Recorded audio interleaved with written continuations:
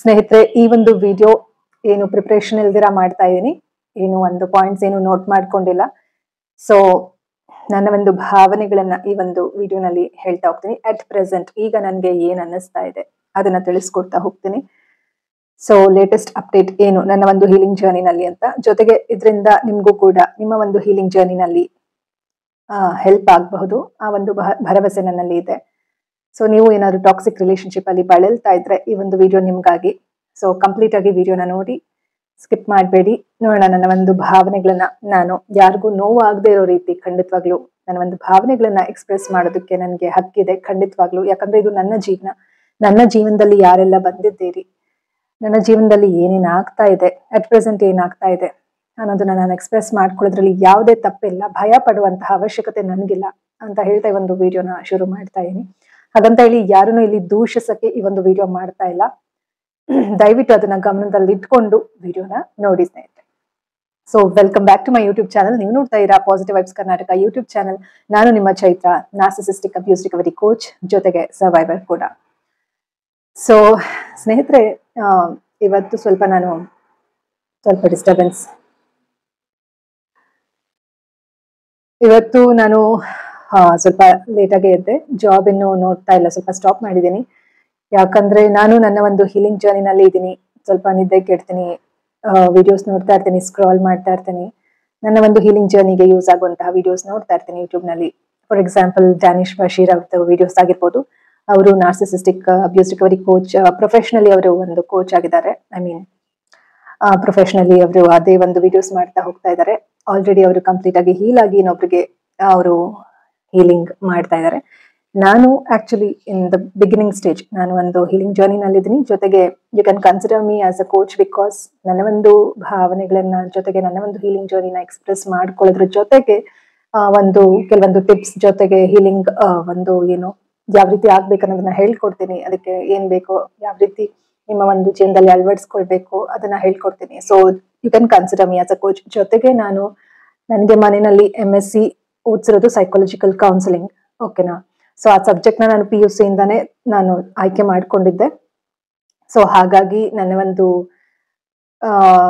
ಏನು ಎಜುಕೇಶನ್ ಕೂಡ ಈ ಒಂದು ಸೈಕಾಲಜಿನಲ್ಲಿ ಆಗಿರುತ್ತೆ. So I am certified psychologist ಅಂತಾನೆ ಹೇಳ್ಬೋದು. ಅದ್ರ ಕ್ಲಿನಿಕ್ ಏನು ಇಟ್ಕೊಂಡಿಲ್ಲ. ಸೊ ಅದಕ್ಕೆಲ್ಲ ನಾವು ಐದರ್ PhD ಆಗಿರ್ಬೇಕು, ಇಲ್ಲ ಅಂತಂದ್ರೆ ಇನ್ನ ಒಂದು ಕೋರ್ಸ್ ಇದೆ, ಅದನ್ನ ಮಾಡ್ಕೊಳ್ಬೇಕಾಗತ್ತೆ. ಸೊ ನಾ ಅದನ್ನ ಏನು ಮಾಡ್ಕೊಂಡಿಲ್ಲ. ಬಟ್ ಕೌನ್ಸಿಲಿಂಗ್ ಕೊಡೋದಕ್ಕೆ ಅಥವಾ ನಾವು ಒಂದು ಸರ್ವಿಸ್ ಮಾಡೋದಕ್ಕೆ ಯಾವುದೇ ರೀತಿಯಾದಂತಹ ಅಭ್ಯಂತರ ಇಲ್ಲ. ಸೊ ಹಾಗಾಗಿ I can consider myself as a coach. You can trust me.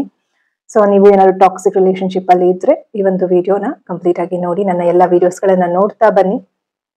Still I am in a healing journey. So yes, ಇವತ್ತಿನ ವಿಡಿಯೋ ಶುರು ಮಾಡೋಣ. ಏನಂತಂದ್ರೆ ಇವತ್ತು ಸ್ವಲ್ಪ ನಾನು ಹೇಳುವಾಗ್ಲೇ ಲೇಟ್ ಆಯ್ತು. ಸ್ವಲ್ಪ ಕಣ್ಣು ಕೂಡ ಸ್ಟ್ರೈನ್ ಆಗಿತ್ತು, ನನಗೆ ಸರಿ ನಿದ್ದೆ ಇರ್ಲಿಲ್ಲ. ಸೊ ಹಾಗಾಗಿ ನಾನು ಗಾಡಿ ಕಲಿಯೋದಕ್ಕೆ ಹೋಗ್ಲಿಲ್ಲ. ಸೊ ಹೀಗೆ ನಾನು ಸ್ವಲ್ಪ ನನ್ನ ಒಂದು ಕೆಲಸ ಕಾರ್ಯಗಳನ್ನ ಮಾಡ್ಕೊಳ್ಳುವಾಗ ವಿನುದು ಫೋನ್ ಬಂದಿತ್ತು. ನಿನ್ನೆ ಆಕ್ಚುಲಿ ವಿನುಗೆ ನಾನು ಮೆಸೇಜ್ ಮಾಡಿದ್ದೆ. ವಿನು ಯಾರು ಅಂತ ಹೇಳ್ತೀನಿ ಫಸ್ಟ್. 3 years ಮುಂಚೆ ನನಗೆ ಪರಿಚಯ ಆಗ್ತಾರೆ ಇವರು. ನನ್ನ ತಾಯಿನೇ, ನನ್ನ ತಾಯಿ ಮುಂದೆನೆ ಇವರು ಭೇಟಿ ಫಸ್ಟ್ ಆಗಿದ್ದು. ನಾನು ಡಿವೋರ್ಸ್ ಕೇಸ್ ನಡೆಯೋ ಟೈಮಲ್ಲಿ ನಾನು ಉಡುಪಿ ಟು ಬ್ಯಾಂಗ್ಳೂರ್ ಹೋಗ್ತಾ ಇದ್ದೆ. ಅಲ್ಲಿ ವಿನು ಪರಿಚಯ ಆಗ್ತಾರೆ. ಡಿವೋರ್ಸ್ ಕೇಸ್ ನಡೆಯುವಾಗ ಒಂದ್ ಟೈಮಲ್ಲಿ ಅವರು ಅವರ ಊರಿಂದ ಬ್ಯಾಂಗ್ಳೂರಿಗೆ ಬರ್ತಾರೆ. ಸೊ ಅಮ್ಮನ ಮುಂದೆನೆ ಪರಿಚಯ ಆಗುತ್ತೆ. ಅದಾದ ನಂತರ ನಾವು ಬೆರಳೆಣಿಕೆ ಅಷ್ಟು ಬಾರಿ ಭೇಟಿ ಆಗಿದ್ವಿ. ಅಮ್ಮ ವಿನೋದ್ ಇಬ್ರು ಸೇರಿ ಒಟ್ಟಿಗೆ ಹೋದ ವರ್ಷ ಇಲ್ಲಿ ಬಂದಿದ್ರು ನನ್ನ ಒಂದು ಬರ್ತ್ಡೇ ಟೈಮಲ್ಲಿ. ಇವರಿಂದ ನನ್ಗೇನು ತೊಂದರೆ ಆಗಿಲ್ಲ, ವಿನುವಿಂದ ನನ್ಗೇನು ತೊಂದರೆ ಆಗಿಲ್ಲ. ನಾನು ಆಕ್ಚುಲಿ ಸಿಂಗ್ಯುಲರ್ ಆಗಿ ನಾವಿಬ್ರು ಮಾತಾಡೋದು. ಅವನು ಕೂಡ ಹೋಗುಬಾ ಅಂತ ಮಾತಾಡ್ತಾನೆ, ನಾನು ಕೂಡ ಹೋಗುಬಾ ಅಂತಾನೆ ಮಾತಾಡಿದೀನಿ. ಸೊ ಇವರಿಂದ ನನ್ಗೆ ಏನು ತೊಂದರೆ ಆಗಿಲ್ಲ, ಒಳ್ಳೆ ಹುಡುಗ, ಆಯ್ತಾ. ಬಟ್ ಏನ್ ಪ್ರಾಬ್ಲಮ್ ಆಗಿರೋದು ಅಂತ ಅಂದ್ರೆ, ಆಕ್ಚುಲಿ ಡಿವೋರ್ಸ್ ಆಗಿರೋದು ಹೇಳೋದು ಬೇಡ ಮನೆಯಲ್ಲಿ ಅಂತ ವಿನು ಹೇಳಿದ್ದ. ಸೊ ನಾನು ಆಯ್ತು ಬೇಡ, ಒಬ್ನೇ ಹುಡುಗ ಅಲ್ವಾ, ಆಯ್ತು ನಿನ್ಗೆ ಇಷ್ಟ ಇಲ್ಲ ಅಂತಂದ್ರೆ ಬೇಡ ಹೇಳೋದು ಅಂತ ನಾನು ಸುಮ್ಮನಾದೆ. ನಾನೇನ್ ಇವ್ರ ಮನೆಯವ್ರಿಗೆಲ್ಲ ಮೋಸ ಮಾಡ್ಬೇಕು ಅನ್ನೋ ಇಂಟೆನ್ಷನ್ ನನ್ಗಿರ್ಲಿಲ್ಲ. ಸೊ ನಾನು ಕೂಡ ನಾನಾಗೆ ಅಪ್ರೋಚ್ ಮಾಡಿದ್ದಲ್ಲ, ವಿನು ಅವನಾಗೆ ಅಪ್ರೋಚ್ ಮಾಡಿ ನಾನೆಲ್ಲ ಪ್ರತಿಯೊಂದು ಹೇಳಿದ್ದೀನಿ. ನನ್ಗೆ ಡಿವೋರ್ಸ್ ಆಗಿದ್ದ ವಿಷಯ ಹೇಳಿದ್ದೆ, ನನ್ನ ಒಂದು ಫಾದರ್ ವಿಷಯ ಹೇಳಿದ್ದೆ, ಪ್ರತಿಯೊಂದು ಕೂಡ ನನಗೆ ಏನ್ ಅನ್ಸ್ತು, ನನ್ನ ಲೈಫಲ್ಲಿ ಏನಾಗಿತ್ತು ಎಲ್ಲವನ್ನು ಕೂಡ ಹೇಳಿದ್ದೆ. ಸೊ ಇದೆಲ್ಲ ಹೇಳಾದ್ಮೇಲೆ, ಇಲ್ಲ ನಾನು ನಿನ್ನ ನೋಡಿ ಬರ್ತಾ ಇರೋದು, ನಿನ್ನ ಪಾಸ್ಟ್ ನೋಡಿ ಅಲ್ಲ, ನಿನ್ನ ಒಂದು ಗುಣ ನೋಡಿ ಬರ್ತಾ ಇರೋದು, ನಿನ್ನ ಒಂದು ಗುಣ ನೋಡಿ ನಾನು ನಿನ್ನ ಇಷ್ಟಪಡ್ತಾ ಇದ್ದೀನಿ, ನಾವಿಬ್ರು ಚೆನ್ನಾಗಿರೋಣ. ಆದ್ರೆ ನಾನು ಒಬ್ನೇ ಮಗ, ಹಾಗಾಗಿ ಮನೆಯಲ್ಲಿ ಎಲ್ಲ ಏನು ಹೇಳೋದು ಬೇಡ ಅಂತ ವಿನು ಹೇಳಿದ್ದ. ಅದಕ್ಕೆ ನಾನೇನ್ ಮಾಡ್ದೆ, ಆಯ್ತು ಸರಿ ಅಂತ ಹೇಳಿ ನಾನು ಹೇಳ್ದೆ, ಒಂದೇ ಹೇಳ್ದೆ, 6 ತಿಂಗಳು ನೋಡೋಣ, 6 ತಿಂಗಳು ನೋಡಿ ನಮ್ಗೆ ಸೆಟ್ ಆಯ್ತು, ಇಲ್ಲ ನಾನು ಟೈಮ್ ತಗೊಳ್ತೀನಿ, ನಮ್ಮ ಒಂದು ಇಬ್ರ ಮಧ್ಯೆ ಹೊಂದಾಣಿಕೆ ಆಯ್ತು ಅಂತಂದ್ರೆ ಖಂಡಿತವಾಗ್ಲೂ ನಾನು ಒಪ್ಕೊಳ್ತೀನಿ, ಇಲ್ಲ ಅಂದ್ರೆ ನಂಗೆ ಕಷ್ಟ ಆಗತ್ತೆ ಅಂತ. ಸರಿ. ಆಮೇಲೆ 2022 ಜೂನ್, ಜುಲೈ, ಆಗಸ್ಟ್ ಈ ಟೈಮಲ್ಲಿ ಪರಿಚಯ ಆಗಿದ್ದು, ಜೂನ್ ಜುಲೈ ಅಂತ ಹೇಳ್ಬೋದು. ಅದಾದ ನಂತರ ಒಂದು 6 months, sorry 5 to 5 June July ಅಂದ್ರೆ June July August September October November 5 to 6 months ನಾನು ಟೈಮ್ ತಗೊಂಡೆ.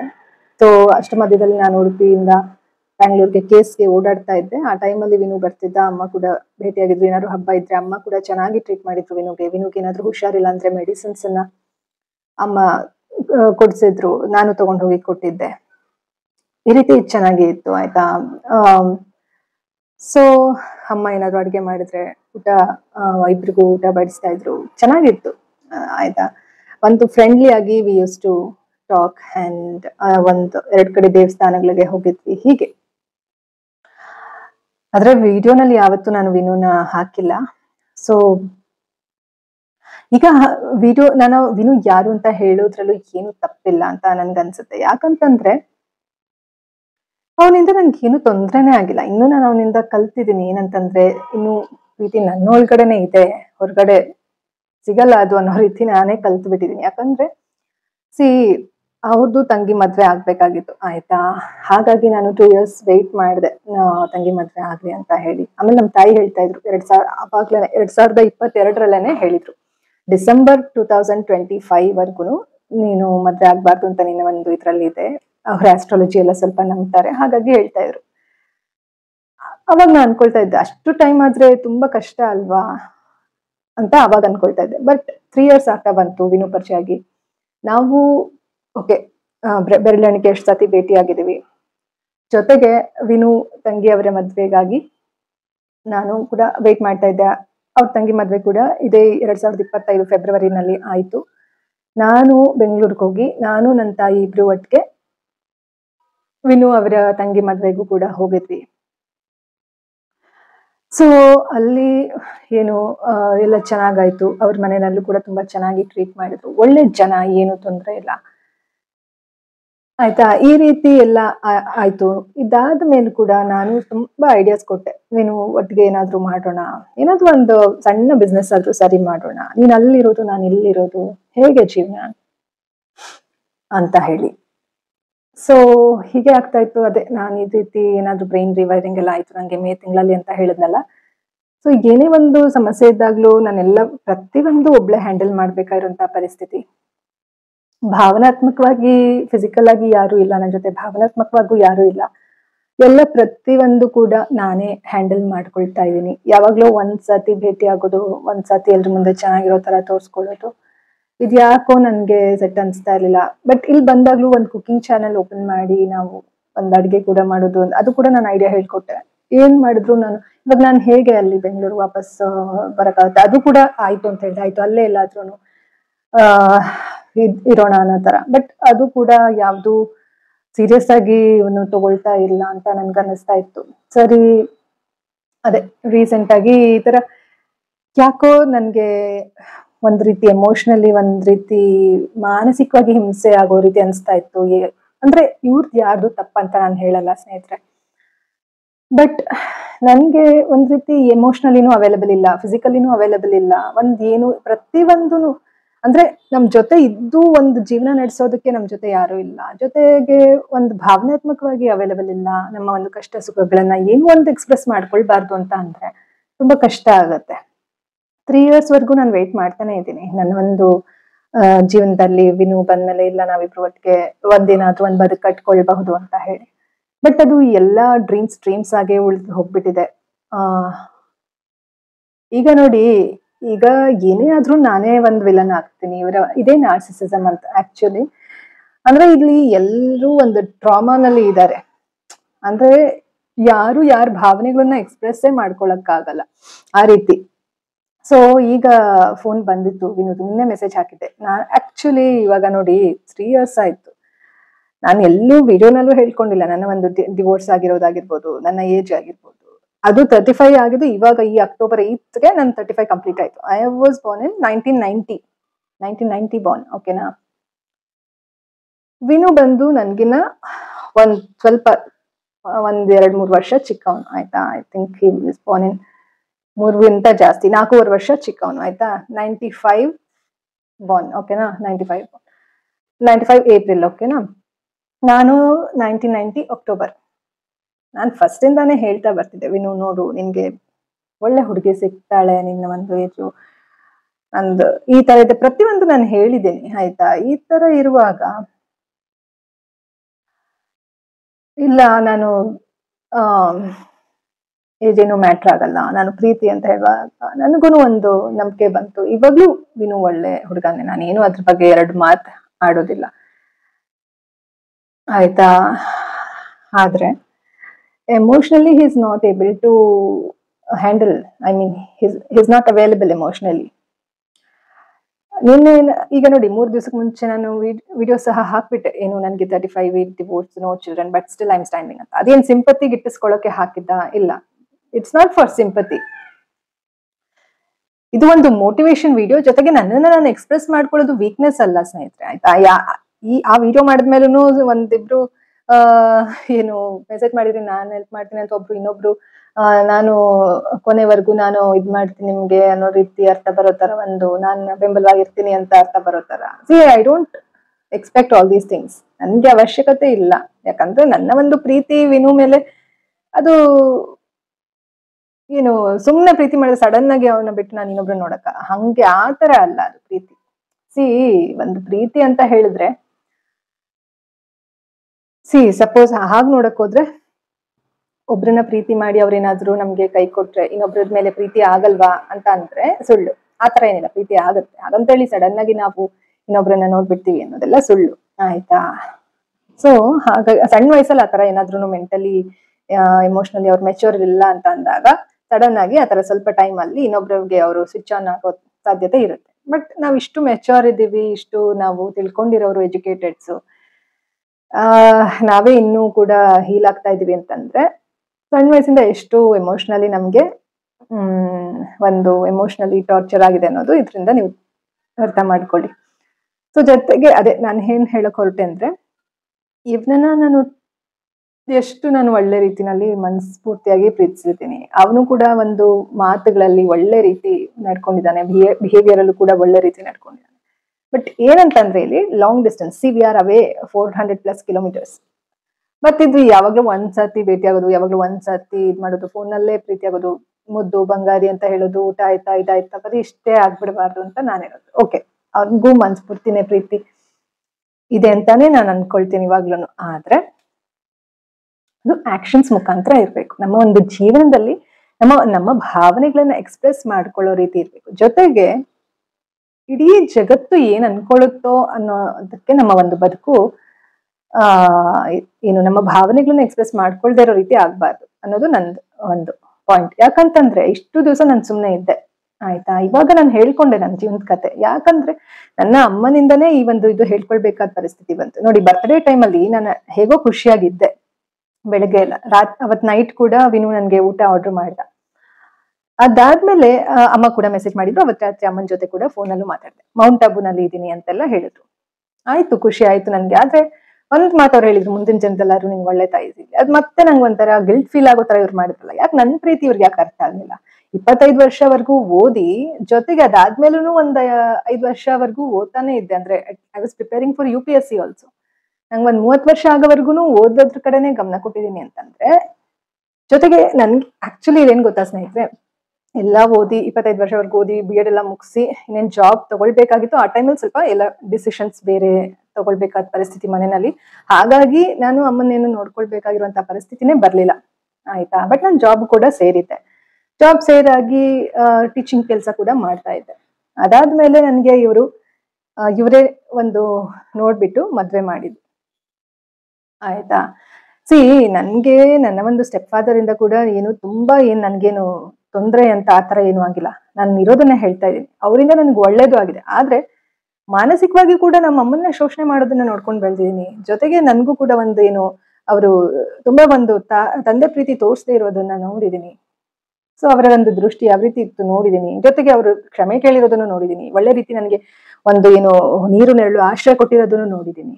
ಒಳ್ಳೇದನ್ನು ನೋಡಿದೀನಿ. ಜೊತೆಗೆ ಮದ್ವೆ ಮಾಡ್ಕೊಟ್ಟಿರೋದು ನೋಡಿದೀನಿ. ನನಗೆ ಚಿನ್ನ ಮಾಡಿಸಿ ಕೊಟ್ಟಿದ್ದನ್ನು ನೋಡಿದ್ದೀನಿ.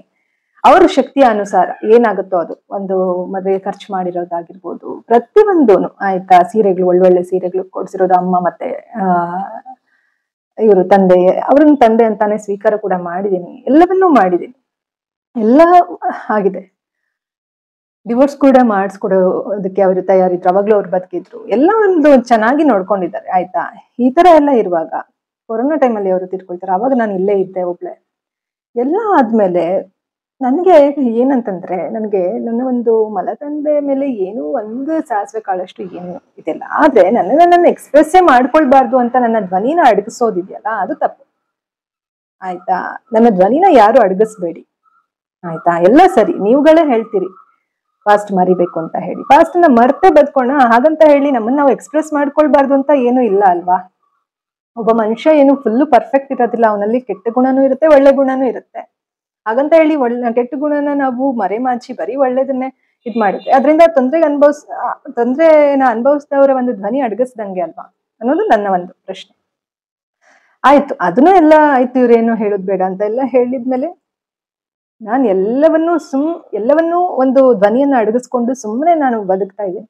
ಅದಕ್ಕೂ ಇವ್ರುಗಳು ಬಿಡ್ಲಿಲ್ಲ ಅಂತಂದ್ರೆ ನನ್ನನ್ನೇ ದೂಷಣೆ ಮಾಡೋ ರೀತಿ. ಈಗ ನಾ ಹೇಳಿದ್ನಲ್ಲ ಮೊನ್ನೆ, ನಮ್ಮ ದೊಡ್ಡಮ್ಮನ್ಗೆ ಅಟ್ಲೀಸ್ಟ್ ಅವರ ಹೆಲ್ಪ್ ಆದ್ರೂ ತಗೊಂಡು ಅಮ್ಮನ್ನ ಸರಿಗೆ ದಾರಿಗೆ, ಅಂದ್ರೆ ಅವ್ರೇನ್ ಕೆಟ್ಟ ದಾರಿ ಏನ್ ಹೋಗ್ತಿಲ್ಲ. ಆದ್ರೆ ಬರೀ ಜನ ಜನ ಜನ ಅಂತಾನೆ ಇದ್ರೆ ನಾವ್ ಬದುಕೋದು ಯಾವಾಗ ಅನ್ನೋದನ್ನ ನಾನು ಹೇಳೋದಕ್ಕೆ ಹೊರಟಿದ್ದೆ. ಆದ್ರೆ ಅಲ್ಲಿಂದ ಮತ್ತೆ ನನ್ಗೇನೆ ನೋವಾಗಕ್ ಶುರು ಆಯ್ತು. ಎಷ್ಟೋ ಮಾತುಗಳನ್ನ ಹೇಳಿದ್ರು ನಮ್ಮ ದೊಡ್ಡಮ್ಮ. ಆಗ ನಾನು ಮೊದ್ಲೇ ಇಲ್ಲಿ ಮಾನಸಿಕವಾಗಿ ಹೋರಾಡ್ತಾ ಇದೀನಿ. ಒಬ್ರು ಕೂಡ ಬಂದು ಇಲ್ಲಿ ಎಲ್ಲ ಒಟ್ಟಾಗಿ ಬಂದು ಸಮಾಧಾನ ಮಾಡೋ ರೀತಿ ಏನೂ ಆಗ್ಲಿಲ್ಲ. ಬಂದ್ರು ಏನು VIP ದರ್ಶನ ಮಾಡಿಸೋದಕ್ಕೆ ಕರ್ಕೊಂಡು ಹೋಗ್ತಾರೆ. ಖುಷಿಯಾಗಿ ಇರ್ಬೇಕು, ಅವ್ರ ಜೊತೆ ಹೋಗ್ಬೇಕು. ನಮ್ಮ ಎಮೋಷನಲಿ ಅವ್ರು ಅವೈಲಬಲೇ ಇರೋದಿಲ್ಲ. ನಮ್ಮ ಭಾವನೆಗಳನ್ನ ಎಕ್ಸ್ಪ್ರೆಸ್ ಮಾಡ್ಕೊಳ್ಳೋದಕ್ಕೆ ಅವೈಲಬಲ್ ಇರೋದಿಲ್ಲ. ಎಲ್ಲವನ್ನೂ ಒಬ್ಳೇ ಹ್ಯಾಂಡಲ್ ಮಾಡ್ಬೇಕು. ಭಾವನಾತ್ಮಕ ಭಾವನೆಗಳನ್ನ ಅಂತಂದ್ರೆ ಕಷ್ಟ ಆಗತ್ತೆ. ಸರಿ, ಈ ರೀತಿ ಬರ್ತ್ಡೇ ಟೈಮ್ ಅಲ್ಲಿ ಅವರಲ್ಲಿ ಇದ್ರು ಅಲ್ವಾ, ನನ್ಗೆ ಮೆಸೇಜ್ ಮಾಡಿ ನನ್ಗೆ ಗಿಲ್ಟ್ ಫೀಲ್ ಆಗೋ ತರ ಮಾಡಿ. ಇದು ಸುಮಾರು ಸತಿ ಹೀಗಾಗಿದೆ ಸ್ನೇಹಿತರೆ. ಅದು ನಾವೇನೇ ಮಾತಾಡಕ್ ಹೋದ್ರು ನಮ್ಮ ಅಮ್ಮನ ಜೊತೆ ಅದು ಕೊನೆಗೆ ನಂದೇ ತಪ್ಪು ಅನ್ನೋ ರೀತಿ ನನ್ಗೆ ನನ್ನ ರಿಯಾಕ್ಷನ್ಸ್ ಬರೆಸ್ತಾರೆ. ರಿಯಾಕ್ಷನ್ಸ್ ಬರೋ ತರ ನನ್ಗೆ ಸಿಟ್ಟು ಬರೋ ರೀತಿ ಮಾಡ್ತಾರೆ. ಕೊನೆಗೆ ಅದು ನಂದೇ ತಪ್ಪು ಅನ್ನೋ ರೀತಿನೂ ಮಾತಾಡ್ತಾರೆ ಈ ರೀತಿ. ಸೊ ಬರ್ತ್ಡೇ ಟೈಮಲ್ಲಿ ನನಗೆ ಸಾಕಾಗೋಯ್ತು. ನನ್ಗೆ ಆಗ್ತಾನೆ ಇರಲ್ಲ. ಹಾಗಾಗಿ ನಾನು ಹತ್ಕೊಂಡು ವಿಡಿಯೋ ಮಾಡ್ಲೇಬೇಕಾದ ಪರಿಸ್ಥಿತಿ ಮಾಡಿದೆ. ಈಗ ವಿನು ಫೋನ್ ಮಾಡಿ ಯಾಕದೆಲ್ಲ ಹೇಳ್ದೆ, ನನ್ಗೆ ಭಯ ಆಗ್ತಾ ಇದೆ, ಯಾರಾದ್ರೂ ಕಾಲ್ ಮಾಡಿ ಏನಾದ್ರು ಕೇಳ್ತಾರೆ. ನಮ್ಮ ಮನೆಯಲ್ಲೂ ನಿನ್ನ ಫಾಲೋ ಮಾಡ್ತಿರ್ತಾರೆ ಕೆಲವರು. ಅವ್ರು ನೋಡಿದ್ರೆ ಏನಾದ್ರು ಅನ್ಕೊಳ್ತಾರೆ, ಊರವ್ರೆಲ್ಲ ಏನಾದ್ರು ಮಾಡ್ತಾರೆ. ನನಗೆ ಮೊದ್ಲೇ ಹೇಳಿದ್ದೆ ಹೇಳೋದ್ ಬೇಡ ಅಂತ ಹೇಳಿ ಅಂತ ನಾನು ಹೇಳಿದೆ. ನಿನ್ನ ಮಾತಿಗೆ ಬೆಲೆ ಕೊಟ್ಟು 6 ತಿಂಗಳು ಅಂತ ನಾನು ಹೇಳಿದವಳು 3 ವರ್ಷ ವೆಯ್ಟ್ ಮಾಡಿದೆ. ಅದು ನಿಜವಾದ ಪ್ರೀತಿ ಅಲ್ವಾ ನಂದು? ಹಾಗಾದ್ರೆ ನಾನು ಸುಮ್ನೆ ಪ್ರೀತಿ ಮಾಡಿದ್ನಾ? ನಾನು 6 ತಿಂಗಳವರೆಗೂ ವೆಯ್ಟ್ ಮಾಡಿ ಆಮೇಲೆ ಒಪ್ಪಿಗೆ ಕೊಟ್ಟಿದ್ದು, ಸುಮ್ನೆ ಅಲ್ಲ. ಜೊತೆಗೆ ನಾನು ಏನಂತಂದ್ರೆ 3 ವರ್ಷ ವೆಯ್ಟ್ ಮಾಡಿದೀನಿ. ತಂಗಿ ಮದ್ವೆ ಅಂತ ಹೇಳಿ 2 ವರ್ಷ ಅದಾದ್ಮೇಲೂ ಕೂಡ ಇನ್ನೂ 1 ವರ್ಷನೂ ಆಗ್ತಾ ಬಂತು. 3 years ವೆಯ್ಟ್ ಮಾಡಿದೀನಿ. ಆಯ್ತು, ಇಲ್ಲ ನಾನು ಮೊನ್ನೆನೂ ಹೇಳ್ದೆ, ನಾನು ಆಯ್ತು ನಾವಿಬ್ರು ಮಾಡೋಣ, ನಾನು ಸಾರಿ ಕೇಳ್ತೀನಿ ಅಂತೆಲ್ಲ ಹೇಳ್ದೆ ಅಂತ ಹೇಳ್ದ. ಹೌದು, ಆಯ್ತು. ಆದ್ರೆ ನನ್ನ ತಾಯಿ ಈ ಮಟ್ಟಕ್ಕೆ ಮಾತಾಡಂಗ್ ಮಾಡಿದ್ರು ವಿನು. ಅದೇ ನಾನು ಹೇಳೋದು ಆಯ್ತಾ. ನೀನು ಕೂಡ ನಾನು ಅದೇ ಹೇಳ್ದೆ, ಬರೀ ಒಂದು ಗ್ರೂಪ್ ಆಫ್ ಪೀಪಲ್ಗೋಸ್ಕರ ನೀನು ಬದುಕೋದಲ್ಲ. ಇವಾಗ ನಿನ್ನ ಪ್ರೀತಿನೇ ನಿಜ ಆದ್ರೆ ಯಾರೇನ್ ಅನ್ಕೊಳ್ತಾರೆ ಅನ್ನೋದಕ್ಕೆ ಯಾಕೆ ಭಯ ಪಡ್ತೀಯಾ? ಇವಾಗ ಊರವ್ರು ಏನೋ ಅನ್ಕೊಳ್ತಾರೆ ಅಂತ ನೀನ್ ಭಯ ಪಡ್ತೀಯಾ ಅಂತ ಕೇಳ್ದೆ. ಅದಕ್ಕೆ ವಿನು ಹೇಳ್ದ, ನಿನ್ಗೆ ನಾನ್ ಬೇಕು ಅಂತ ಅಂದ್ರೆ ಆ ವಿಡಿಯೋ ಡಿಲೀಟ್ ಮಾಡು ಅಂತ. ಅದಕ್ಕೆ ನಾನ್ ಹೇಳ್ದೆ, ನೋಡು ವಿನು, ನನ್ನ ಒಂದು ಧ್ವನಿನ ಅಡಗಿಸುವಂತ ಕೆಲಸ ಯಾಕೆಲ್ರು ಮಾಡ್ತಾ ಇದ್ದೀರಾ? ನನ್ನ ಒಂದು ಭಾವನೆಗಳನ್ನ ಹಂಚ್ಕೊಳ್ಳುವಂತದಕ್ಕೆ ಇಲ್ಲಿ ಯಾರೂ ಇಲ್ಲ. ಅಟ್ಲೀಸ್ಟ್ ನಾನಿಲ್ಲಿ ನನ್ನ ಒಂದು ಹೀಲಿಂಗ್ ಜರ್ನಿ, ನನ್ನ ಒಂದು ಓದಿರೋದು ಸೈಕಾಲಜಿ, ಜೊತೆಗೆ ನಾನು ನಾರ್ಸಿಸಮ್ ರಿಕವರಿ ಒಂದು ಬಗ್ಗೆ ಮಾತಾಡ್ತಾ ಇದ್ದೀನಿ, ಜೊತೆಗೆ ಕೋಚಿಂಗ್ ಕೊಡೋದಕ್ಕೆ ಒಂದು ಮುಂದಾಗಿದ್ದೀನಿ. ನಂತರ ಬಳಲ್ತಾ ಇರೋರ್ಗೆ ಒಂದು ಹೆಲ್ಪ್ ಆಗ್ಲಿ ಅನ್ನೋದಕ್ಕೆ ಮುಂದಾಗಿದ್ದೀನಿ. ಅಟ್ಲೀಸ್ಟ್ ಅದರಿಂದ ನನ್ನ ಒಂದು ಜೀವನಕ್ಕೆ ಒಂದು ಸಾರ್ಥಕತೆ ಸಿಗುತ್ತೆ ಅನ್ನೋದಕ್ಕೆ ಮುಂದಾಗಿದ್ದೀನಿ. ಇದಕ್ಕೂ ನೀವುಗಳು ಬಿಡ್ಲಿಲ್ಲ ಅಂತ ಅಂದ್ರೆ ಅದಕ್ಕೆ ನಾನು ಹೇಳ್ದೆ, ನೋಡು ವಿನು, ನನ್ಗೆ ನೀನ್ ಬೇಕು, ಆದ್ರೆ ನನ್ನ ಒಂದು ಭಾವನೆಗಳನ್ನ ನೀನ್ ಏನು ಭಾವನೆಗಳನ್ನ ಎಕ್ಸ್ಪ್ರೆಸ್ ಮಾಡ್ಕೊಳ್ಳೋದು ಬೇಡ ಅನ್ನೋದಿದ್ರೆ ಅದು ಏನ್ ಪ್ರೀತಿ? ನಮ್ಮ ಒಂದು ಧ್ವನಿನ ಅಡಗಿಸ್ದಂಗ ಆಗೋದಿಲ್ವಾ? ಜನರಿಗೋಸ್ಕರ ನಾವು ಬದುಕ್ಬೇಕಾ? ಅಂದ್ರೆ ಜನ ಏನ್ ಅನ್ಕೊಳ್ತಾರೆ, ಸಮಾಜದಲ್ಲಿ ನಾವು ಒಬ್ರಾಗಿನೇ ಬದುಕ್ಬೇಕಾ ಹಾಗಂತ ಹೇಳಿ ನಮ್ಮ ಒಂದು ಭಾವನೆಗಳನ್ನ ಅಡಗಿಸ್ಕೊಳ್ಳುವಂಥದ್ದಲ್ಲ, ನಮ್ಮ ಒಂದು ಹಕ್ಕುಗಳನ್ನ ಅಡಗಿಸಿಕೊಳ್ಳುವಂಥದ್ದಲ್ಲ. ಆಯ್ತಾ? ಸೊ ಹಾಗಾಗಿ ಈಗ ನಾ ಅದೇ ಹೇಳೋದು, ಯಾರಾದ್ರೂ ನೀವ್ ನೋಡ್ತಾ ಇದ್ರೆ, ವಿನು ಕಡೆಯವ್ರು ಯಾರಾದ್ರೂ ವಿಡಿಯೋ ನೋಡ್ತಾ ಇದ್ರೆ, ವಿನು ಏನು ತಪ್ಪು ಮಾಡಿಲ್ಲ, ನಾನೇ ಹೇಳ್ತಾ ಇದ್ದೀನಲ್ವಾ, ಏನು ತಪ್ಪು ಮಾಡಿಲ್ಲ. ನನ್ನ ನಾನು ಅದೇ ಹೇಳ್ದೆ ವಿನುಗೆ, ನೋಡು ವಿನು, ಈಗ್ಲೂ ನೀನು ಏನಾದ್ರೂ ನಿನಗ್ ನಿಜವಾಗ್ಲೂ ಪ್ರೀತಿ ಇದ್ದು ನೀನ್ ಮುಂದ್ವರೆದ್ರೆ, ಸ್ವಲ್ಪ ಜನಕ್ಕೋಸ್ಕರ ಭಯ ಪಡ್ದಿರ ನೀನ್ ಮುಂದ್ವರೆದ್ರೆ, ಇಡೀ ಜಗತ್ತಿಗೆ ನೀನ್ ಗ್ರೇಟ್ ಆಗ್ತೀಯಾ. ಇಡೀ ಜಗತ್ತೇ ನಿನ್ನನ್ನ ಗ್ರೇಟ್ ಅನ್ನತ್ತೆ. ಒಂದು ಹೆಣ್ಣಿನ ಒಂದು ಏನು ಗೌರವನ ಒಂದು ಎತ್ತಿ ಹಿಡ್ದಂಗಾಗತ್ತೆ ಅಲ್ವಾ? ಹಾಗಂತ ಹೇಳಿ ಒಂದು ಹೆಣ್ಣಿಗೆ ಮದ್ವೆ ಆದ್ರೆ ಮಾತ್ರ ಗೌರವನ, ಅಥವಾ ಡಿವೋರ್ಸ್ ಆಗ್ಲಿಲ್ಲ ಅಂದ್ರೆ ಮಾತ್ರ ಗೌರವನ, ಮದ್ವೆ ಆಗಿ ಮಕ್ಳನ್ನ ಹೆತ್ತರೆ ಮಾತ್ರ ಗೌರವನ, ಅಥವಾ ಶೋಷಣೆ ಎಲ್ಲ ಸಹಿಸ್ಕೊಂಡು ಡಿವೋರ್ಸ್ ಮಾಡ್ಕೊಳ್ತೀರಾ ಇದ್ರೆ ಮಾತ್ರ ಗೌರವನ? ಅಲ್ಲ, ಆತರ ಏನು ಇಲ್ಲ ಸ್ನೇಹಿತರೆ. ಹೆಣ್ಣು ಅವಳ ಒಂದು ಜೀವನವನ್ನ ಜೀವಿಸ್ತಾ ಇದ್ದಾಳೆ, ಎಲ್ಲವನ್ನ ಸಹಿಸ್ಕೊಂಡು ಅಂತ ಹೇಳಿದ್ರೆ ಅದು ಕೂಡ ಒಂದು ಗೌರವನೇ. ಎಲ್ಲವನ್ನು ಸಹಿಸ್ಕೊಂಡು ಬದುಕ್ತಾ ಇರೋರ್ಗೆ ಹಾಗಾದ್ರೆ ಗೌರವ ಇಲ್ವಾ ಅಂತಂದ್ರೆ ಗೌರವನೇ. ಆಯ್ತಾ? ಅವ್ರಿಗೂ ಗೌರವ ಇರುತ್ತೆ, ಅಂತ ಹೆಣ್ಮಕ್ಳಿಗೂ ಗೌರವ ಇರುತ್ತೆ. ಜೊತೆಗೆ ಧ್ವನಿ ಎತ್ತಿ ನಾವು ಏನು ಅನ್ಯಾಯದ ವಿರುದ್ಧ ಧ್ವನಿ ಎತ್ತಿ ನಮ್ಮ ಒಂದು ಬದುಕನ್ನ ನಾವು ಜೀವಿಸ್ತಾ ಇದೀವಿ ಅಂತ ಅಂದ್ರೆ ಅದು ಕೂಡ ಒಂದು ಗೌರವನೇ. ಆಯ್ತಾ? ನಾವು ಎಷ್ಟೋ ನಿರಾಶೆಗಳಾಗಿ, ಎಷ್ಟೋ ನಂಬಿಕೆ ದ್ರೋಹಗಳಾಗಿ ನಾವು ಈ ರೀತಿ ಬದುಕ್ತಾ ಇದೀವಿ, ನಮ್ಮ ಒಂದು ಹೆಮ್ಮೆಯಲ್ಲಿ ನಾವು ಬದುಕ್ತಾ ಇದೀವಿ ಅಂದ್ರೆ, ನಮ್ಮ ಒಂದು ಜೀವನವನ್ನ ಹೆಮ್ಮೆಯಾಗಿ ಬದುಕಬಾರ್ದು ಅಂತ ಹೇಳಿದ್ರೆ ಅದು ಏನರ್ಥ ಅಲ್ವಾ? ಸೊ ಇಷ್ಟ ಹೇಳಕ್ ಇಷ್ಟಪಡ್ತೀನಿ. ಸೊ ವಿನು, ನಾ ಹೇಳೋದು ಇಷ್ಟೇನೆ, ನಿನ್ನಿಂದ ನಂಗೇನು ತೊಂದರೆ ಆಗಿಲ್ಲ, ಇನ್ನು ನಿನ್ನಿಂದ ತುಂಬಾ ಕಲ್ತಿದ್ದೀನಿ. ಸೊ ನಿನ್ಗೆ ಯಾವ ರೀತಿ ಆಗುತ್ತೋ ಆ ರೀತಿ ನಿನ್ನ ಒಂದು ಶಕ್ತಿ ಅನುಸಾರ ನೀನು ಪ್ರೀತಿ ತೋರಿಸಿದ್ಯಾ, ಒಳ್ಳೇದು, ನಿನ್ಗೆ ಒಳ್ಳೇದಾಗ್ಲಿ. ಆಯ್ತಾ? ನಾನು ನನ್ಗೆ ಏನಾಗುತ್ತೋ ಅದನ್ನ ನಾನು ಮಾಡಿದೀನಿ. ಆಯ್ತಾ? ನಾನು ಮನಸ್ಫೂರ್ತಿ ನಾನು ನಿನ್ಗೆ ಟೈಮ್ ಕೊಟ್ಟಿದ್ದೀನಿ, ವ್ಯಾಲ್ಯೂ ಕೊಟ್ಟಿದ್ದೀನಿ, ರೆಸ್ಪೆಕ್ಟ್ ಮಾಡಿದ್ದೀನಿ.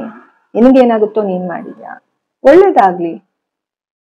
ಹಾಗಂತ ಹೇಳಿ ನನ್ನ ಒಂದು ಭಾವನೆಗಳನ್ನೇ ವ್ಯಕ್ತಪಡಿಸಬಾರ್ದು ಅಂತ ಹೇಳಿದ್ರೆ ಏನರ್ಥ? ಸೊ ಇಷ್ಟ ನಾನು ಹೇಳೋದು, ಭಯ ಪಡ್ಬೇಡ. ಭಯ ಯಾಕೆ? ಪ್ರೀತಿಸಿದ್ದೆ ನೀನ್ ನಿಜ ಆದ್ರೆ ಭಯ ಯಾಕೆ? ನೀನೇ ಹೇಳ್ದೆ ಪಾಸ್ಟ್ ನೋಡಿ ನಾನು ಬರ್ತಾ ಇಲ್ಲ, ನಿನ್ನ ಒಂದು ಗುಣ, ನಿನ್ನ ಒಂದು ಗಟ್ಟಿತನ ನೋಡಿ ಬರ್ತಾ ಇದೀನಿ ಅಂತಂದ್ರೆ ಅದು ಆ ಮಾತಿಗೆ ಬದ್ಧವಾಗಿ ಇರು. ಆಯ್ತಾ? ಬದ್ಧವಾಗಿದ್ರು ಸರಿ, ಬದ್ಧವಾಗಿಲ್ಲ ಅಂತಂದ್ರು ಸರಿ. ನಾನು ನನ್ನ ಒಂದು ಮಾತಿಗೆ ಬದ್ಧವಾಗಿದ್ದೆ. ನಾನು 6 months ಅಂತ ಹೇಳಿ 3 years ವೇಟ್ ಮಾಡಿದೆ. ಇವಾಗ್ಲೂ ನಾನು ಎಕ್ಸ್ಪ್ರೆಸ್ ಮಾಡಬಾರ್ದು ಅಂತ ಅಂದ್ರೆ, ಯಾಕಂದ್ರೆ ನನ್ಗೆ ಮನೆ ಕಡೆಯಿಂದನೂ ಮಾನಸಿಕವಾಗಿ ಹಿಂಸೆ ಆಗ್ತಾನೆ ಇದೆ. ಜೊತೆಲೂ ಬದುಕ್ತಾ ಇಲ್ಲ ನನ್ನ ಒಂದು ತಾಯಿ, ನನ್ನ ಒಂದು ತಮ್ಮ. ನಾನು ಒಬ್ಳೆ ಇರೋಕ್ಕೂ ಬಿಡ್ತಾ ಇಲ್ಲ. ಜೊತೆಗೆ ನಾನು ಅಲ್ಲಿ ಹೋಗಿರೋ ಪರಿಸ್ಥಿತಿಲಿ ನಾನಿಲ್ಲ. ಜೊತೆಗೆ ನಾನು ಈ ಒಂದು ಜೀವನ ಆಯ್ಕೆ ಮಾಡ್ಕೊಂಡಿರೋದು ನನ್ನ ತಪ್ಪು ಅನ್ನೋ ರೀತಿ ಬಿಂಬಿಸ್ತಾ ಇದ್ದಾರೆ. ಏನ್ ಮಾಡ್ಬೇಕು? ನಾನು ಯಾವ ರೀತಿ ಇದ್ರು ಕಷ್ಟ, ಯಾವ ರೀತಿ ಬದುಕಿದ್ರು ಕಷ್ಟ ಅಂತ ಅಂದ್ರೆ ಏನ್ ಮಾಡ್ಬೇಕು? ನಾನು ಎಲ್ಲಾ ನನ್ನ ಒಂದು ಫ್ಯಾಮಿಲಿ ಅವ್ರು ಯಾರೆಲ್ಲ ನೋಡ್ತಾ ಇದೀರಿ ಎಲ್ರಿಗೂ ನಾನು ಕೈ ಜೋಡಿಸಿ ಬೇಡ್ಕೊಳ್ತಾ ಇದ್ದೀನಿ.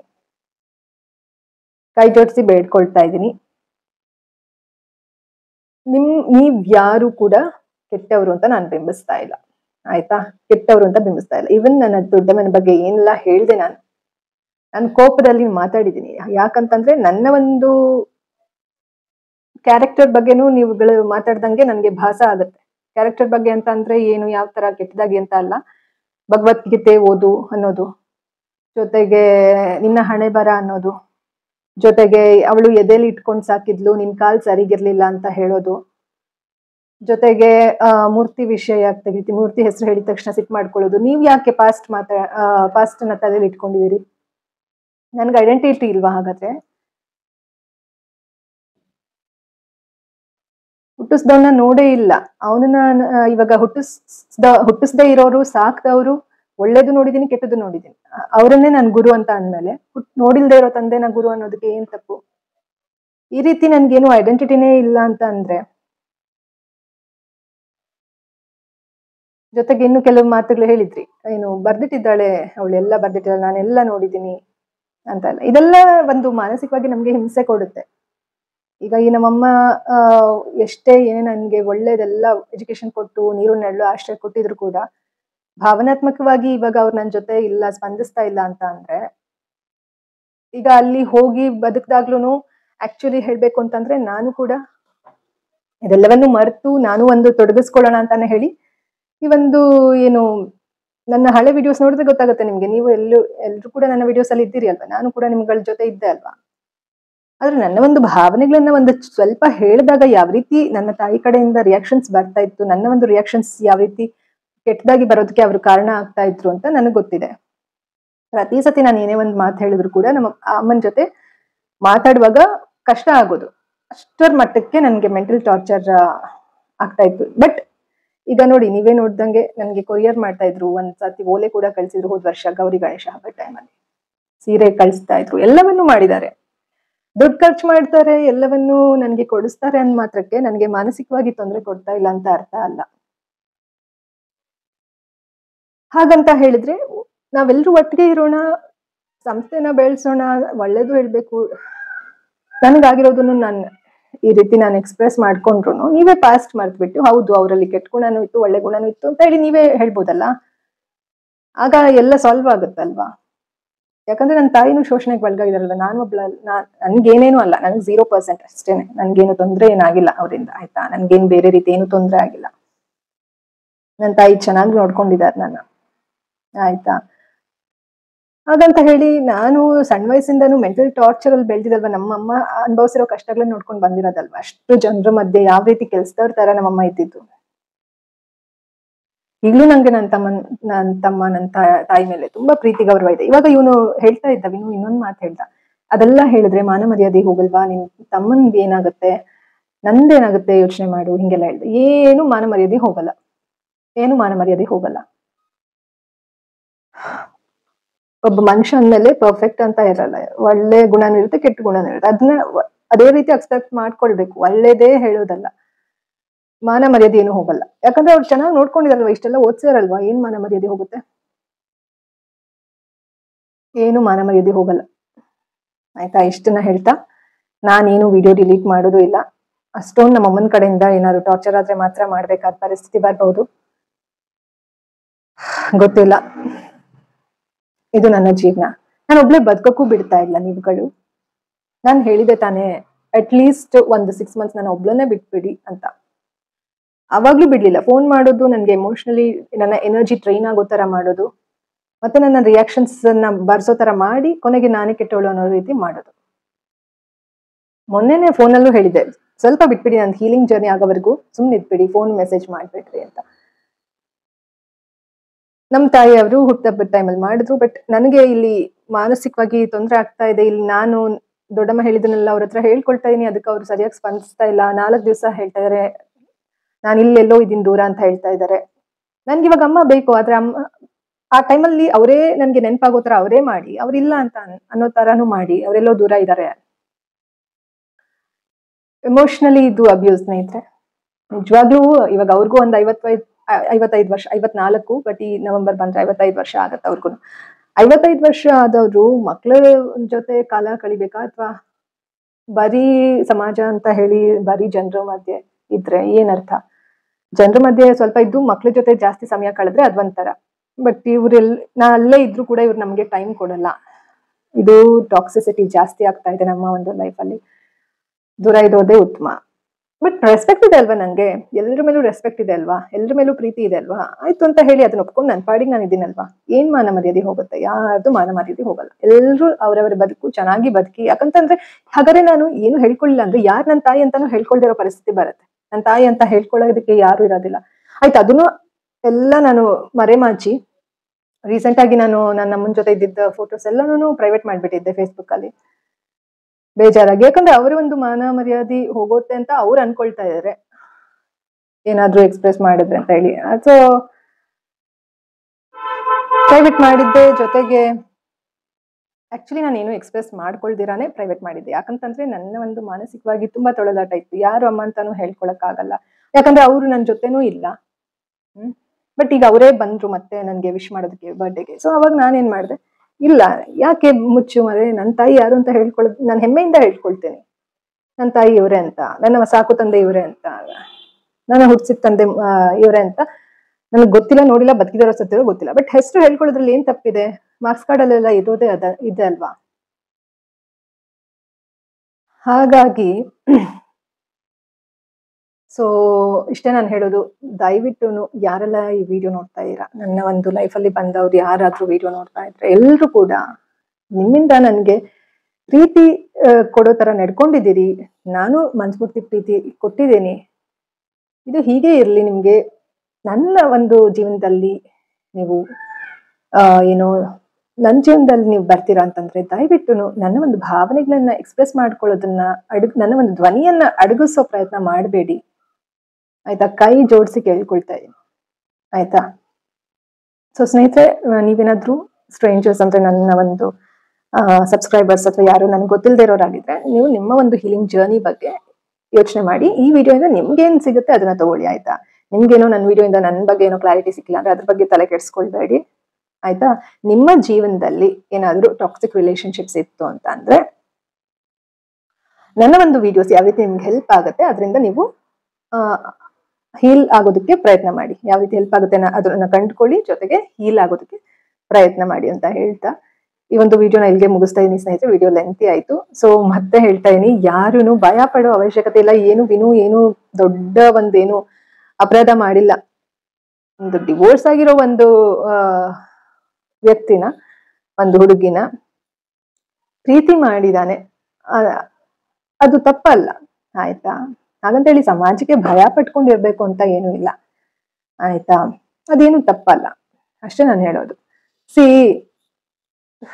ಇಲ್ಲಿ ಎಷ್ಟು ವಿಷಯಗಳಿದೆ ತಿಳ್ಕೊಳಕ್ಕೆ ಅಂದ್ರೆ ಅಷ್ಟಿದೆ. ಒಟ್ನಲ್ಲಿ ಲೈಫ್ನ ಒಂದು ಮೋಟಿವೇಶನ್ ಆಗಿ ತಗೊಂಡು ನಾವು ಸಾಗಿಸ್ಬೇಕು. ನಾನೇನೋ ವಿಷಯಗಳು ಹೇಳ್ದೆ ಅಂದ್ ಮಾತ್ರಕ್ಕೆ ಯಾರ್ ಮಾನ ಮರ್ಯಾದೆ ಹೋಯ್ತು ಅಂತ ಅನ್ಕೊಳ್ಬೇಡಿ, ಆಯ್ತಾ? ಅಂದ್ರೆ ಇವಾಗ ನಮ್ಮ ಅಮ್ಮನ ವಿಷಯ ಬಂದಾಗ ನಾನು ಅವ್ರಿಗೂ ಕೂಡ ಸ್ಟಾರ್ಟಿಂಗ್ ಅವ್ರ ಲೈಫ್ ಯಾವ ರೀತಿ ಅವ್ರು ಇಷ್ಟಪಟ್ಟು ಅದೇ ರೀತಿ ನಾನು ಅವ್ರ ಜೊತೆ ಇರೋದಕ್ಕೆ ಪ್ರಯತ್ನ ಪಟ್ಟೆ. ಆದ್ರೆ ಯಾವಾಗ ನಾನೇ ಹೊರಗ್ನವಳು ಅನ್ನೋ ರೀತಿ ಆದೆ, ಹೊರಗ್ನವರೆಲ್ಲ ಒಳಗ್ನವ್ರು ಮನೆಯವರು ಅನ್ನೋ ರೀತಿ ಆದ್ರು, ಅವಾಗ ನಾನ್ ದೂರ ಆದೆ, ಅರ್ಥ ಆಯ್ತಾ? ಹಾಗಾಗಿ ನಮ್ಗೆ ಕೆಲವೊಂದ್ಸತಿ ಸಿಟ್ಟು ಬರುತ್ತೆ ಹೊರತು ಯಾರನ್ನೂ ನಾನಿನ್ನು ದೂಷಿಸ್ತಾ ಇಲ್ಲ, ಆಯ್ತಾ? ಅಷ್ಟೇ ನಾನು ಹೇಳೋದು. ಇವಾಗ ವಿನು ವಿಷಯದಲ್ಲೂ ಅಷ್ಟೇ, ಏನು ಭಯ ಪಡ್ಬೇಡ. ನಿನ್ಗೆ ಇಷ್ಟ ಇದ್ರೆ ನನ್ನ ಒಂದು ಜೀವನದಲ್ಲಿ ಇರ್ತ್ಯ, ಬದುಕ್ತ್ಯ, ನನ್ನ ಒಂದು ಧ್ವನಿಯನ್ನ ಅಡಗಿಸೋದಕ್ಕೆ ಪ್ರಯತ್ನ ಪಡ್ದಿರ ನನ್ನ ಜೊತೆ ನನ್ನ ಲೈಫಿಗೆ ಬರ್ಬೋದು. ಇಲ್ಲ ಅಂತ ಅಂದ್ರೆ ಅದು ದೇವರ ಇಚ್ಛೆ, ನಾವೇನು ಮಾಡೋದಕ್ಕೆ ಸಾಧ್ಯ ಇಲ್ಲ. ನನ್ನ ಒಂದು ಧ್ವನಿನ ಅಡಗಿಸೋದಕ್ಕೆ, ನನ್ನ ಒಂದು ವಾಯ್ಸ್ ಅನ್ನ ಸಪ್ರೆಸ್ ಮಾಡೋದಕ್ಕೆ ಹೋಗ್ಬೇಡಿ, ಅಷ್ಟೇ ನಾನು ಹೇಳೋದು. ಯಾಕೆ ಇಲ್ಲಿ ಹೆಸರನ್ನು ಕೂಡ ಹೇಳ್ತಾ ಇದೀನಿ ಅಂತ ಅಂದ್ರೆ ಇಲ್ಲಿ ನಾವೇನು ಲೀಗಲ್ ಆಗಿ ನಾವೇನು ಹೆಸರು ಹೇಳ್ಬಾರ್ದು ಅಂತ ಏನು ಇಲ್ಲ. ಯಾಕಂತಂದ್ರೆ ನನ್ ಜೊತೆ ಏನು ನನ್ನ ತಾಯಿ ನಾನು ಇಬ್ರು ಕೂಡ ಅವರ ಒಂದು ತಂಗಿ ಮದ್ವೆಗೆ ಹೋಗಿದ್ದೀವಿ. ನನ್ ಜೊತೆ ಟೈಮ್ ಸ್ಪೆಂಡ್ ಮಾಡಿದಾನೆ ನಮ್ಮ ಅಮ್ಮ, ವಿನು ಇಬ್ರು ಕೂಡ ಟೈಮ್ ಸ್ಪೆಂಡ್ ಮಾಡಿದ್ದಾರೆ. ನನ್ನ ಇಷ್ಟ ಪಡ್ತೀನಿ ಅಂತ ಹೇಳ್ತಾ ಇದ್ದಾನೆ, ಈಗ್ಲೂ ಹೇಳ್ತಾನೆ. ಯಾಕೆ ಹೆಸರು ಹೇಳ್ಬಾರ್ದು?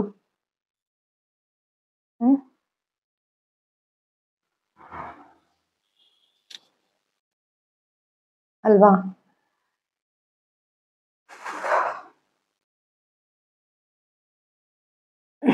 ಅಷ್ಟೇ ನಾನು ಹೇಳೋದು. ಎಲ್ರಿಗೂ ಒಳ್ಳೇದಾಗ್ಲಿ. ಯಾಕಂದ್ರೆ ನಮ್ಮ ಒಂದು ಭಾವನೆಗಳ ಜೊತೆ ನೀವು ಆಟ ಆಡ್ತೀರಿ ಅಂತ ಅಂದ್ರೆ ತಪ್ಪಾಗತ್ತೆ. ಹೆಣ್ಮಕ್ಳು ಭಾವನೆಗಳ ಜೊತೆ ಆಟ ಆಡ್ಬೇಡಿ ಯಾರು. ಅರ್ಥ ಆಯ್ತಾ? ನೀವೆಲ್ರೂ ನನ್ನವರು, ಅದಕ್ಕೆ ಹೆಸರು ಹೇಳ್ತಾ ಇರೋದು. ಅರ್ಥ ಆಯ್ತಾ? ನೀವೆಲ್ರೂ ನನ್ನವರು. ಆಯ್ತಾ? ನೀವ್ ದೂರ ಇದ್ರು ಸರಿ, ಹತ್ರ ಇದ್ರು ಸರಿ, ನೀವು ದೂರನೇ ಇದ್ರು ನೀವು ನನ್ನವರು, ನನ್ನ ಜೀವನಕ್ಕೆ ಬಂದವರು ಅಲ್ವಾ? ಹೆಸರು ಹೇಳ್ಬೇಡಿ ಅಂತಂದ್ರೆ ಯಾರು ಹೇಳಿಲ್ಲ, ಇವನ್ ವಿನು ಕೂಡ ಹೇಳಲಿಲ್ಲ ಹೆಸರು ಹೇಳ್ಬೇಡ ಅಂತ, ಏನು ಹೇಳಿಲ್ಲ. ಅಲ್ಲ, ಹೇಳಿದ್ದು ಮುಂದೆ ಏನಾರ ಥಾಟ್ ಬಂದ್ರೆ ನಿಮ್ಗೆ ಹೆಸರು ಹೇಳೋದ್ರಲ್ಲಿ ಏನು ತಪ್ಪಿಲ್ಲ. ಯಾಕಂದ್ರೆ ನನ್ನ ತಾಯಿ ಹೆಸರು ಹೇಳೋದ್ರಲ್ಲಿ ನನಗೆ ಹೆಮ್ಮೆ ಇದೆ, ನನ್ನ ಒಂದು ಸಾಕು ತಂದೆ ಹೆಸರು ಹೇಳೋದ್ರಲ್ಲಿ ನನಗೆ ಹೆಮ್ಮೆ ಇದೆ, ನನ್ನ ಒಂದು ಹುಟ್ಟಿದ ತಂದೆ ಹೆಸರಲ್ಲಿ ಹೇಳೋದ್ರಲ್ಲಿ ನನಗೆ ಹೆಮ್ಮೆ ಇದೆ, ನನ್ನ ಒಂದು ಪ್ರೀತಿ ಮಾಡಿದ ಹುಡುಗನ ಹೆಸರು ಹೇಳೋದ್ರಲ್ಲಿ ನನಗೆ ಹೆಮ್ಮೆ ಇದೆ. ಆದ್ರೆ ನನಗೆ ಡಿವೋರ್ಸ್ ಆದ ವ್ಯಕ್ತಿಯ ಹೆಸರನ್ನ ನಾನು ಹೇಳೋದಿಲ್ಲ. ಯಾಕಂತಂದ್ರೆ ಅವನ ತಲೆಯಿಂದ ಕೂಡ ತೆಗ್ದಾಕ್ಬಿಟ್ಟಿದ್ದೀನಿ ನಾನು. ಅರ್ಥ ಆಯ್ತಾ? ಅವನದೊಂಥರ ವಿಚಿತ್ರ. ನಾವು ಇಬ್ರು ಪಕ್ಕ ಕೂಡ ನಾವು ಕೂತ್ಕೊಳ್ಳಿಲ್ಲ ಒಂದು ದಿವಸಕ್ಕೂ ಕೂಡ. ಅದೊಂಥರ ನಾನ್ ಅನ್ಕೊಂಡಿದ್ದೆ, ನನ್ಗೆ ಅವಾಗ ಇನ್ನೂ ಗೊತ್ತೇ ಇರ್ಲಿಲ್ಲ. ನಾವು ಆಕ್ಚುಲಿ ಬೇರೆ ತರನು ಕೊಟ್ಟಿದ್ವಿ ನೋಟಿಸ್ ಅಲ್ಲಿ, ಬಟ್ ಇದು ಬೇರೆನೆ ಸ್ನೇಹಿತರೆ. ಇದು ಒಂಥರ ನಾರ್ಸಿಸಿಸಮ್ ಬೇರೆನೆ ಆಗುತ್ತೆ, ಹೇಳೋಕೆ ಸಾಧ್ಯನೇ ಇಲ್ಲ. ಬೇಡ ಬೇಡ, ವಿಷಯನೇ ಬೇಡ. ಒಟ್ನಲ್ಲಿ ಒಂದು ವಿಷಯ ಹೇಳೋದಕ್ಕೆ ಇಷ್ಟಪಡ್ತೀನಿ. ಒಂದು ಹುಡುಗಿನ ಒಂದು ಮನೆ ಕೆಲಸದವಳನ್ನಾಗಿ ಮಾಡ್ಕೊಳ್ಳೋದಕ್ಕೆ, ಅಡುಗೆ ಮಾಡ್ಕೊಡೋದಕ್ಕೆ, ಒಂದು ಸಮಾಜದಲ್ಲಿ ಒಂದು ಮದ್ವೆ ಮಾಡ್ಕೊಂಡಿದ್ದೀನಿ ಅಂತ ಹೇಳ್ಕೊಳ್ಳೋದಕ್ಕೆ ಮದ್ವೆ ಆಗಿದ್ದು ಅಷ್ಟೇ. ಹಾಗಂತೇಳಿ ನಾವು ಹುಡುಗಿರು ಬರೀ ಸೆಕ್ಷುವಲ್ ಗೋಸ್ಕರ ಡಿವೋರ್ಸ್ ಆಗ್ತೀವ ಅಂದ್ರೆ ಇಲ್ಲ. ನೋ. ಕೆಲವೊಂದ್ಸತಿ ಮಾನಸಿಕವಾಗಿ ನಮ್ಗೆ ಟಾರ್ಚರ್ ಆಗಿ, ಡೊಮೆಸ್ಟಿಕ್ ವೈಲೆನ್ಸ್ ಅಲ್ಲಿ ಮಾನಸಿಕವಾಗಿ ಟಾರ್ಚರ್ ಕೂಡ ಒಂದು ಹ್ಯುಮ್ಯಾನಿಟಿ ಕೂಡ ಇರಲ್ಲ, ನಮ್ಮ ಒಂದು ಅಸ್ತಿತ್ವಕ್ಕೆ ಬೆಲೆ ಇರೋದಿಲ್ಲ, ನಮ್ಗೆ ಎಮೋಷನಲಿ ಅವೈಲೇಬಲ್ ಇಲ್ಲ, ಫಿಸಿಕಲಿ ನಮ್ ಜೊತೆ ಇಲ್ಲ, ಎಮೋಷನಲಿನೂ ಇಲ್ಲ, ಒಂದು ಹ್ಯುಮ್ಯಾನಿಟಿನೂ ಇಲ್ಲ. ಈ ತರ ಆದಾಗ ಹೆಣ್ಮಕ್ಳು ದೂರ ಆಗೋದ್ರಲ್ಲಿ ತಪ್ಪಿಲ್ಲ, ಡಿವೋರ್ಸ್ ಮಾಡ್ಕೊಳ್ಳೋದ್ರಲ್ಲಿ ತಪ್ಪಿಲ್ಲ. ಅರ್ಥ ಆಯ್ತಾ? ಹಾಗಂತೇಳಿ ಡಿವೋರ್ಸ್ ಅನ್ನೋ ಒಂದು ಕಾನೂನಿನ ಒಂದು ಚೌಕಟ್ಟನ್ನ ಇಟ್ಕೊಂಡು ಹೆಣ್ಮಕ್ಳು ಗಂಡ್ಮಕ್ಳಿಗೆ ಟಾರ್ಚರ್ ಕೊಟ್ಟು ತೊಂದರೆ ಕೊಡುವಂತವ್ರು ಇರ್ತಾರೆ, ಅದು ತಪ್ಪಾಗುತ್ತೆ. ಗಂಡ್ಮಕ್ಳು ಹೆಣ್ಮಕ್ಳಿಗೆ ತೊಂದರೆ ಕೊಡೋರು ಇರ್ತಾರೆ, ಅದು ತಪ್ಪಾಗುತ್ತೆ. ಅರ್ಥ ಆಯ್ತಾ?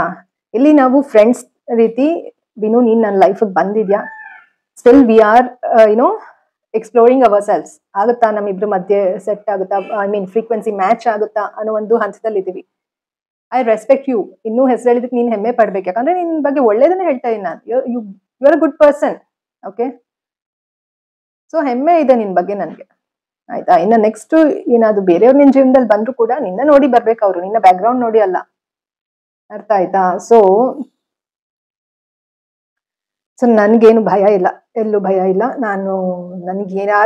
ನನ್ಗಿನ್ನ ಯಾರಾದ್ರೂ ಏನಾದ್ರು ವಿಡಿಯೋ ಡಿಲೀಟ್ ಮಾಡು, ಅಥವಾ ನನ್ ಬಗ್ಗೆ ಇಷ್ಟು ಕೆಟ್ಟಾಗಿ ಮಾತಾಡಿದ್ಯಾ, ಅಥವಾ ನನ್ ಮಾನ ಮರ್ಯಾದೆ ಹೋಗುತ್ತೆ ಅಂತ ಯಾರಾದ್ರೂ ಮಾತಾಡಕ್ ಬಂದ್ರೆ, ನಂಗೆ ಗೊತ್ತಿಲ್ಲ ನನ್ಗೇನ್ ಮಾಡ್ತೀನಿ ಅಂತ, ನನ್ಗೂ ಗೊತ್ತಿಲ್ಲ ಇನ್ನ ಏನಾಗತ್ತೆ ಅಂತ. ನಾನು ಅದೇ ಹೇಳ್ತಾ ಇದೀನಲ್ವಾ, ನನ್ಗೆ ಇನ್ನೇನ್ ಮಾಡ್ಬೇಕು ಗೊತ್ತಿಲ್ಲ, ದೇವ್ರೆ ದಾರಿ ತೋರಿಸ್ತಾನೆ ಏನ್ ಮಾಡ್ಬೇಕು ಅಂತ. ಗೊತ್ತಿಲ್ಲ ಏನಾಗುತ್ತೆ ಅಂತ. ನನ್ನ ಧ್ವನಿನ ಅಡಗಿಸಕ್ಕೆ ಬರ್ಬೇಡಿ ಯಾರು, ಅಷ್ಟೇ ನಾನು ಹೇಳೋದು. ಎಲ್ರು ನನ್ಗೆ ಒಳ್ಳೇದನ್ನು ಮಾಡಿದೀರಾ, ಜೊತೆಗೆ ನಾನು ಇಲ್ಲಿ ಒಬ್ಳೆ ಹೋರಾಟನೂ ಮಾಡ್ತಾ ಇದೀನಿ. ನನ್ಗೆ ದಯವಿಟ್ಟು ನೆಮ್ಮದಿಯಾಗಿ ಬದುಕೋದಕ್ಕೆ ಬೇಡಿ ಅಷ್ಟೇ. ನನ್ನ ಜೀವನಕ್ಕೆ ನೀವು ಯಾರು ಬರ್ಲಿಲ್ಲ ಅಂದ್ರೂ ಚಿಂತೆ ಇಲ್ಲ, ನೆಮ್ಮದಿಯಾಗಿ ನಾನು ಒಬ್ಳನ್ನೇ ಬದುಕೋದಕ್ಕೆ ಬೇಡಿ. ಎಮೋಷನಲಿ ಡ್ರೈನ್ ಮಾಡಬೇಡಿ. ನಾನು ಈಗ ನೋಡಿ, ಇದೇ ವಿಡಿಯೋನಲ್ಲಿ ಹತ್ಕೊಂಡು ಹೇಳಿದೀನಿ, ಅದನ್ನೆಲ್ಲ ಏನೂ ಕೇಳಲಿಲ್ಲ. ನೀನು ಹೇಳ್ದೆ ಈ ತರ ಏನು ನಾನು ಒಂದು ಬೇಜಾರಲ್ಲಿದ್ದೀನಿ, ನನ್ಗೆ ಬೇಜಾರಾಗಲ್ವಾ ಅಂತ ಎಲ್ಲ ಹೇಳಿ. ನಮ್ಗೆ ಬೇಜಾರಾಗೋದನ್ನ ನಿನ್ಗೆ ನೋಟಿಸೇ ಮಾಡಕ್ಕಾಗಲ್ಲ ಅಲ್ವಾ? ಎಮೋಷನಲಿ ಕೂಡ ಅವೈಲೇಬಲ್ ಇರ್ಬೇಕು. ನನ್ಗೂ ಅರ್ಥ ಆಗುತ್ತೆ ನಿನ್ಗೆ ಬೇಜಾರಾಗುತ್ತೆ ಅಂತ. ಹಾಗಂತ ಹೇಳಿ 3 years, it's been 3 years long distance relationship. ಎಷ್ಟು ಅಂತ ನಾವು ಮಾನಸಿಕವಾಗಿ ನರಳಕ್ಕಾಗುತ್ತೆ? ಇಲ್ಲ, ನನ್ನ ಜೀವನದಲ್ಲಿ ಇವನು ಬರ್ತಾನೆ ಅಂತ ನಾವು ಬರೀ ಒಂದು ಕನ್ಸಲ್ಲೇನೆ ಮುಳುಗ್ ಹೋಗಿ ನಾವು ಮಾನಸಿಕವಾಗಿ ಇಲ್ಲಿ ನಮ್ಮ ಒಂದು ಜೀವನನೂ ಸಾಗಿಸ್ತೀರಾ, ಫೈನಾನ್ಷಿಯಲಿ ವೀಕ್ ಆಗ್ಕೊಂಡು, ಮೆಂಟಲಿ ವೀಕ್ ಆಗ್ಕೊಂಡು, ಫಿಸಿಕಲಿ ವೀಕ್ ಆಗ್ಕೊಂಡು, ಸ್ಪಿರಿಚುವಲಿ ವೀಕ್ ಆಗ್ಕೊಂಡು ಇರಕ್ಕಾಗತ್ತಾ?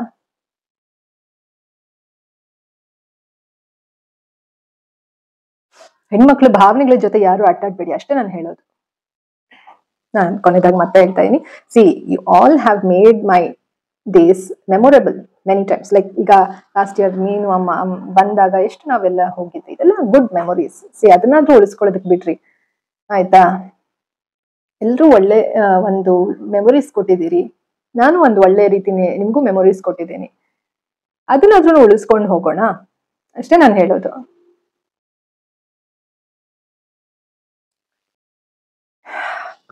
ಎಲ್ರಿಗೂ ಒಳ್ಳೇದಾಗ್ಲಿ ಅಷ್ಟೇ ನಾನು ಹೇಳೋದು. ಸೊ ಎಷ್ಟು ಸತಿ ನನ್ನ ಕೈ ಮುಗಿಬೇಕೋ ಗೊತ್ತಿಲ್ಲ, ದಯವಿಟ್ಟು ಹೇಳ್ತಾ ಇದೀನಿ, ನನ್ನ ಒಂದು ಧ್ವನಿನ ಅಡಗಿಸಕ್ ಬರ್ಬೇಡಿ. ನಾನು ಒಂದು ಒಳ್ಳೆ ರೀತಿನಲ್ಲಿ ನಡ್ಕೊಂಡು ಹೋಗ್ತಾ ಇದೀನಿ, ಯಾರಿಗೂ ತೊಂದರೆ ಕೊಟ್ಟವಳಲ್ಲ, ಯಾರ ಜೀವನದಲ್ಲೂ ಆಟ ಆಡ್ದವಂತವಳಲ್ಲ. ಅರ್ಥ ಆಯ್ತಾ? ಹಾಗಾಗಿ ಎಲ್ರಿಗೂ ಒಳ್ಳೇದಾಗ್ಲಿ, ಎಲ್ರು ಚೆನ್ನಾಗಿರೋಣ. ನಿಮ್ಗೆ ಇಷ್ಟ ಇತ್ತು ನಾವೆಲ್ಲ ಒಟ್ಟಿಗೆ ಬದ್ಕೋಣ ಅನ್ಸಿದ್ರೆ ಬನ್ನಿ, ಖುಷಿಯಾಗಿರ್ತೀನಿ ನಾನು, ಎಲ್ರು ಖುಷಿಯಾಗಿರೋಣ. ಆಯ್ತಾ? ಇಲ್ವಾ ನಿಮ್ ಪಾಡಿಗೆ ನಿಮ್ ಲೈಫಲ್ಲಿ ಬೇರೆ ರೀತಿ ನೀವು ಜೀವನ ಕಟ್ಕೊಳ್ಬೇಕು ಅಂತ ಇದ್ರೆ ಖುಷಿಯಾಗಿರಿ, ನಂದೇನು ಅಭ್ಯಂತರ ಇಲ್ಲ. ಆಯ್ತಾ? ಖುಷಿಯಾಗಿರೋಣ, ಖುಷಿಯಾಗಿರೋಣ ಇಡೀ ಜೀವನ. ಹಾಗಂತ ಹೇಳಿ ನಾನು ನೀವೆಲ್ಲ ನನ್ನವರಲ್ಲ ಅಂತ ನನ್ನ ಮನ್ಸಲ್ಲಿ ಅನ್ಕೊಳಲ್ಲ. ನೀವೆಲ್ಲ ದೂರ ಇದ್ರೂ ಕೂಡ ನೀವು ನನ್ನವರು ಅಂತಾನೆ ಭಾವಿಸ್ತೇನೆ. ಓಕೆನಾ? ಎಲ್ರಿಗೂ ಒಳ್ಳೇದಾಗ್ಲಿ. ಸೊ ಈ ವಿಡಿಯೋನಲ್ಲಿಗೆ ಮುಗಿಸೋಣ ಸ್ನೇಹಿತರೆ. ಸೊ ನೀವೇನಾದ್ರು ಹೊಸದಾಗಿ ನನ್ನ ಚಾನಲ್ ನೋಡ್ತಾ ಇದ್ರೆ ಯಾರಾದ್ರೂ ದಯವಿಟ್ಟು ಸಬ್ಸ್ಕ್ರೈಬ್ ಮಾಡ್ಕೊಂಡು ವಿಡಿಯೋಸ್ಗಳನ್ನ ನೋಡಿ ಅಂತ ಹೇಳ್ತಾ ಈ ಒಂದು ವಿಡಿಯೋನಲ್ಲಿ ಮುಗಿಸ್ತಾ ಇದೀನಿ. ಮತ್ತೊಂದು ವಿಡಿಯೋನಲ್ಲಿ ಒಂದು ಹೊಸ ವಿಚಾರದೊಂದಿಗೆ ನಿಮ್ಮ ಮುಂದೆ ಬರ್ತೀನಿ. ಅಲ್ಲಿವರೆಗೂ think positive, be an optimist, life is beautiful and make the most of it. ಎಲ್ಲರಿಗೂ ಶುಭವಾಗಲಿ. ಧನ್ಯವಾದಗಳು.